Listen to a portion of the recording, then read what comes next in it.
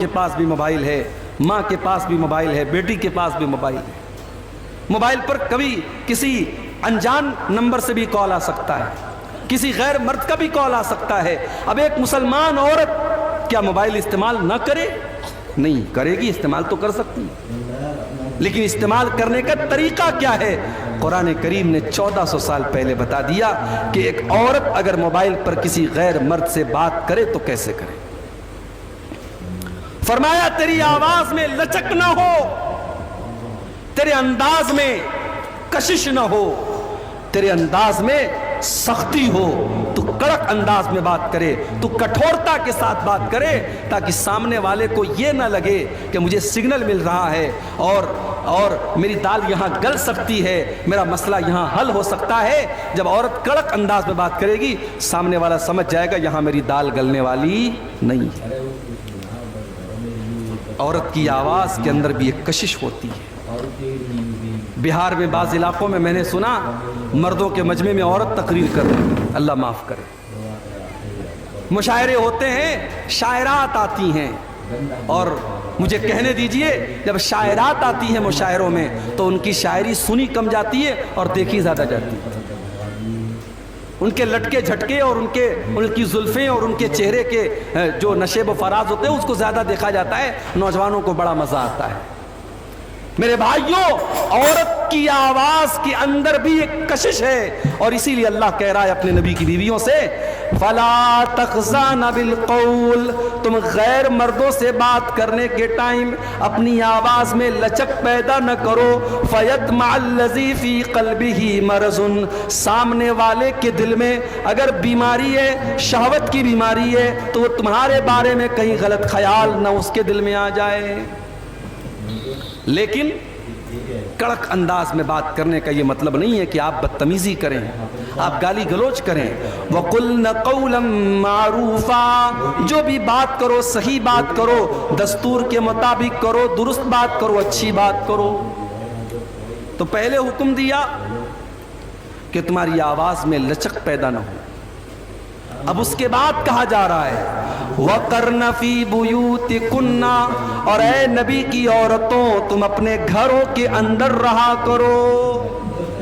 لیجئے، ابھی تک تو یہ کہا جاتا تھا، یہ تو مولانا لوگوں نے اپنے من سے بنا کے رکھا ہے، عورتوں کو قید کر کے رکھنا اور عورتوں کو چار دیواری کے اندر رکھنا یہ مولویوں کا فتویٰ ہے، یہ اسلام سے اس کا کوئی تعلق نہیں ہے۔ میری ماں اور بہت بہنوں، یہ قرآن کی آیت ہے، قرآن کے 22ویں پارے کی آیت ہے۔ جاؤ خود اٹھا کر کے قرآن دیکھ لو، ترجمہ دیکھ لو، ٹرانسلیشن دیکھ لو، انواد دیکھ لو۔ اللہ کہہ رہا ہے کہ اے میرے نبی کی عورتوں تمہارا کام گھر کو سنبھالنا ہے، یہ کوئی معمولی کام نہیں ہے۔ عورت یہ نہ سمجھے کہ میری ڈیوٹی کمزور ہے، میرا کام کمزور ہے۔ تجھے گھر کے اندر رہ کر کے ایک اچھی ماں بننا ہے، ایک اچھی بیٹی بننا ہے، ایک اچھی بیوی بننا ہے۔ ضروری نہیں ہے کہ عورت ہوائی جہاز میں ایئر ہوسٹس بن کر کے غیر مردوں کو لبھائے گی تب یہ کہلائے گی کہ ہاں اس نے بڑا کارنامہ انجام دیا۔ بڑے بڑے شاپنگ مال میں اور بڑی بڑی دکانوں میں عورت کو آدھے ادھورے کپڑے پہنا کر کے وہاں غیر مردوں کو آکرشت کرنے کا کام دیا جائے، تب عورت کو لگے کہ ہاں صاحب میں بڑے کام کی چیز ہوں۔ اسلام یہ کہتا ہے عورت گھر کے اندر رہ کر کے، پردے کے اندر رہ کر کے بھی بہت کچھ کر سکتی ہے۔ وَقَرْنَ فِي بُيُوتِكُنَّ، اپنے گھروں کے اندر جمی رہو۔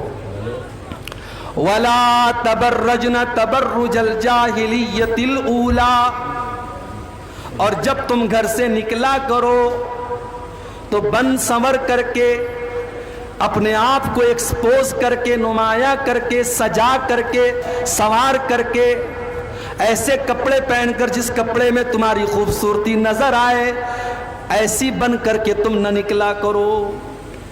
تبرج عربی میں برج کہتے ہیں، کسی قلعے کی ایسی عمارت کو جو دور سے نظر آئے اس کو عربی میں برج کہتے ہیں، اسی سے بنا ہے تبرج، یعنی عورت ایسی بن کر کے نہ نکلے کہ دور سے ہی پتہ چل جائے کہ ہاں عورت جا رہی ہے۔ آج تو حالات یہ ہیں ماشاءاللہ، لیڈیز کے پرفیوم الگ آ رہے ہیں، جینٹس کے پرفیوم الگ آ رہے ہیں۔ اب تو خوشبو بتا دیتی ہے کہ کوئی اس راہ سے ہو کر گیا ہے۔ میری ماں اور بہنوں، اسلام تو وہ دین ہے جو عورت کو خوشبو لگا کر کے غیر مردوں کی مجلس کے پاس سے گزرنے سے منع کرتا ہے۔ اللہ کے پیارے نبی فرماتے ہیں اَيُّمَ امْرَأَةٍ اسْتَعْطَرَتْ فَمَرَّتْ بِالْمَجْلِسِ، جو عورت خوشبو لگا کر کے غیر مردوں کی مجلس کے پاس سے گزرتی ہے، فَهِيَ كَذَا وَكَذَا، ایسی عورت بد چلن ہے، بے حیا ہے، زانیہ ہے، ایسی عورت کو اللہ کے نبی نے بد چلن قرار دیا ہے۔ آج افسوس کی بات ہے، مسلمان عورتیں ہیں، مجھے تو حیرت اس کے باپ پر ہوتی ہے، مجھے حیرت اس کے بھائی پر ہوتی ہے، مجھے حیرت اس کے بیٹے اور اس کے شوہر پر ہوتی ہے کہ وہ کیسے الاؤ کرتا ہے کہ اس کے گھر کی عورتیں ایسے کپڑے پہنے جیسے آج مسلمان لڑکیاں اور عورتیں پہن رہی ہیں۔ ایسا لباس ہے، پوری آستین نظر آ رہی ہے، پیٹھ نظر آ رہی ہے، عورت کا پورا جسم نظر آ رہا ہے، اتنا ٹائٹ کپڑا ہے کہ کپڑا پہننے کے باوجود ایسا لگ رہا ہے کہ عورت ننگی ہے۔ اور جب ہم اللہ کے نبی کی اس حدیث کو اپنے سامنے رکھتے ہیں تو ایسا لگتا ہے کہ اللہ کے پیارے نبی نے آج کے دور کے فیشن کو سامنے رکھ کر کے اس حدیث کو بیان کیا ہے اور اس بات کو بیان کیا ہے۔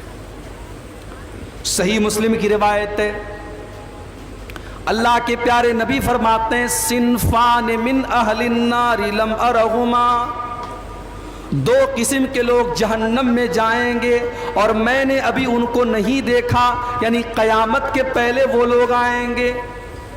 نمبر 1، قوم ماہم سیات کاذناب البقر یضربون بها الناس، کچھ ایسے لوگ آئیں گے جن کے ہاتھ میں گائے کی دم کی طرح کوڑا ہوگا اور وہ کوڑے سے لوگوں کو ماریں گے۔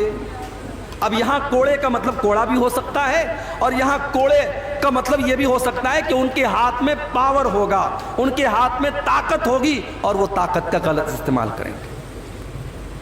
آج آپ دیکھ لیں، مجھے کسی کا نام لینے کی ضرورت نہیں ہے، جہاں بھی ظلم ہو رہا ہے اور ظالم کسی بھی نام سے اور کسی بھی شکل سے اگر ظلم کر رہا ہے تو یہ حدیث آپ وہاں پر فٹ کر سکتے ہیں۔ جو اپنی کرسی کا ناجائز فائدہ اٹھائے، جو اپنے پاور کا غلط استعمال کرے، جو مجبوروں پر ظلم کرے، جو بے قصوروں کے گھروں کو گرا دے، جو مجبوروں پر غریبوں پر ظلم کرے، وہ یاد رکھے اللہ کی لاٹھی میں آواز نہیں ہوتی، اللہ کی لاٹھی میں آواز نہیں ہوتی۔